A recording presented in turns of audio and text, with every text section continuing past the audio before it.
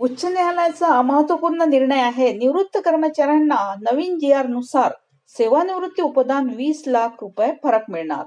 आता मान्य कोर्टाचा निकाल काय आहे?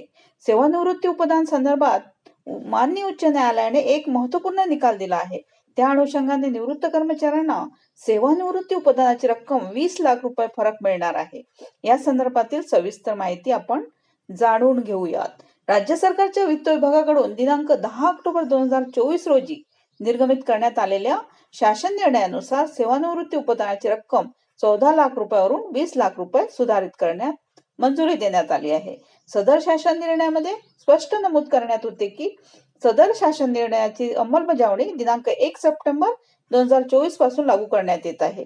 त्यापूर्वी निवृत्त कर्मचाऱ्यांना फरकाची रक्कम मिळणार नाही असे स्पष्ट करण्यात आले. सदर शासन निर्णयाच्या विरोधात अनेक निवृत्त कर्मचाऱ्यांनी उच्च न्यायालयामध्ये याचिका दाखल केली व दिनांक 1 सप्टेंबर 2024 पूर्वी निवृत्त कर्मचाऱ्यांना देखील 20 लाख रुपये सेवानिवृत्ती उपदानाची रक्कम मिळावी या मागणीकरता माननीय उच्च न्यायालयाच्या मुंबई खंडपीठामध्ये दाखल याचिकेवर दिनांक 12 डिसेंबर 2025 रोजी एक महत्वपूर्ण निकाल दिला आहे. कोर्टाचा निकाल या याचिकेवर उच्च न्यायालयाच्या मुंबई खंडपीठाने निवृत्ती वेतनधारकांच्या बाजूने निकाल दिल्याने आता 7वा वेतन आयोग याप्रमाणे म्हणजे सन 2016 पासूनच सेवानिवृत्ती उपदानाची रक्कम ही 14 लाख रुपयावरून 20 लाख रुपये मिळणार आहे. थँक्यू.